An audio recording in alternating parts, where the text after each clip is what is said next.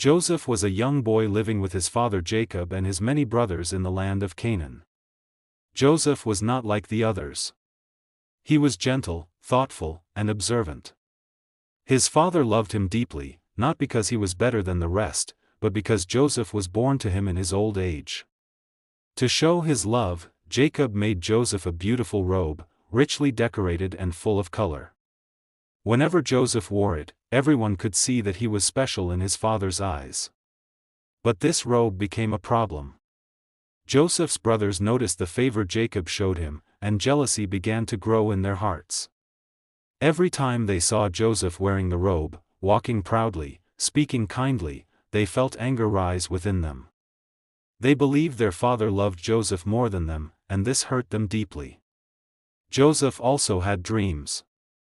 One night, he dreamed that he and his brothers were binding sheaves of grain in a field. Suddenly, his sheaf stood upright, and his brothers' sheaves bowed down to it. When Joseph told his brothers this dream, they became furious.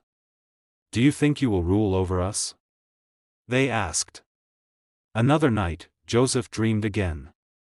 This time, the sun, the moon, and 11 stars bowed down to him.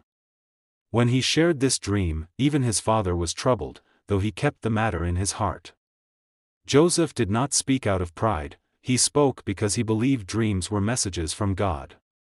But his brothers could not understand this. As time passed, Jacob sent Joseph to check on his brothers who were tending sheep far from home. Joseph obeyed and traveled a long distance to find them. When his brothers saw him coming from afar, wearing his colorful robe, they began to whisper among themselves. "Here comes the dreamer," they said. "Let us kill him and see what becomes of his dreams." Their hatred had grown so strong that they were ready to destroy their own brother. But Reuben, the eldest, tried to stop them. He suggested they throw Joseph into an empty pit instead, planning secretly to rescue him later. The brothers agreed. They grabbed Joseph, tore off his robe, and threw him into the pit.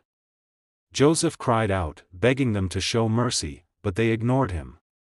As he sat in darkness, fear filled his heart. He wondered why this was happening and where God was.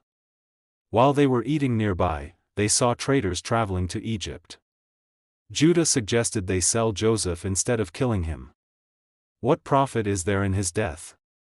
he said. The brothers agreed. They pulled Joseph out of the pit and sold him for 20 pieces of silver. Joseph was taken away, crying and confused, while his brothers watched him disappear into the distance. To hide their actions, they dipped Joseph's robe in goat's blood and brought it to their father.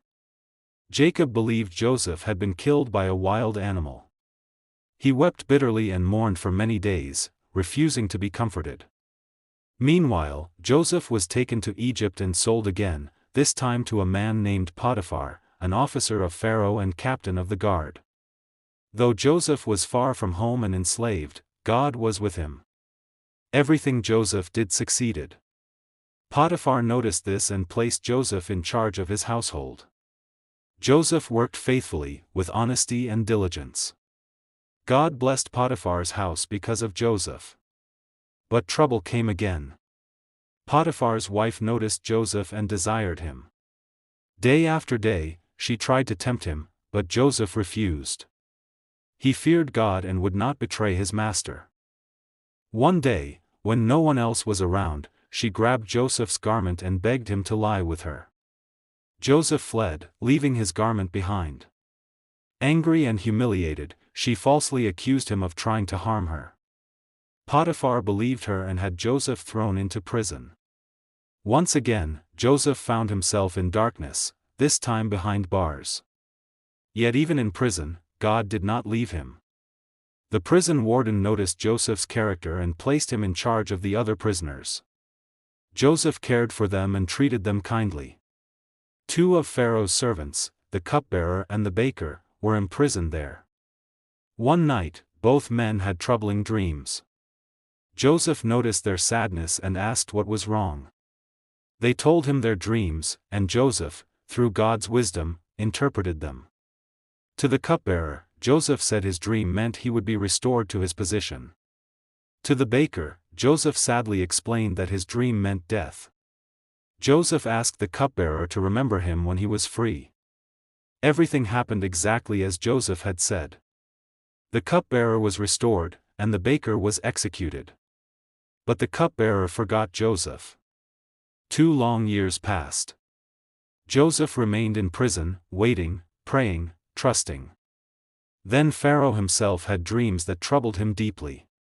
He dreamed of 7 fat cows being eaten by 7 thin cows, and 7 healthy ears of grain swallowed by 7 thin ones. No one could explain their meaning. At that moment, the cupbearer remembered Joseph and told Pharaoh about the young Hebrew in prison who could interpret dreams. Pharaoh sent for Joseph immediately. Joseph was cleaned, dressed, and brought before the king. Pharaoh told Joseph his dreams. Joseph listened carefully and said, "The interpretation belongs to God." He explained that the dreams meant 7 years of great abundance followed by 7 years of terrible famine. Joseph advised Pharaoh to prepare by storing grain during the years of plenty. Pharaoh was amazed. He saw God's wisdom in Joseph and made him second in command over all Egypt. Joseph was given fine clothes, a ring of authority, and a new name. He was just 30 years old. Joseph managed the land wisely. During the years of abundance, he stored grain in great amounts. When the famine came, it spread across the land and into neighboring countries. Back in Canaan, Jacob and his sons suffered from hunger. Hearing there was food in Egypt, Jacob sent his sons, except Benjamin, to buy grain.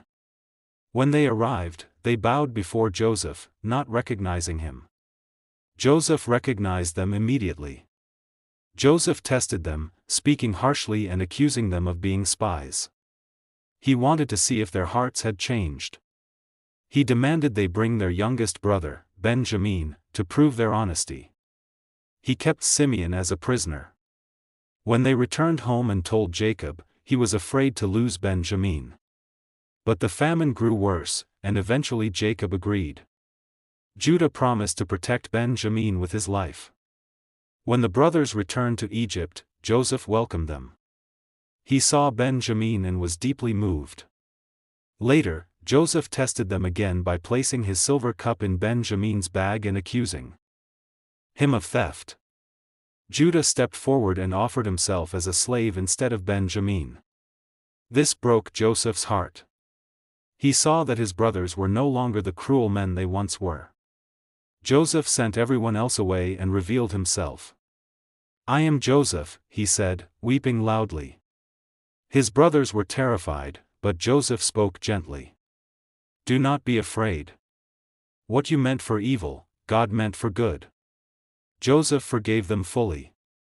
He invited his family to live in Egypt, where there was food and safety.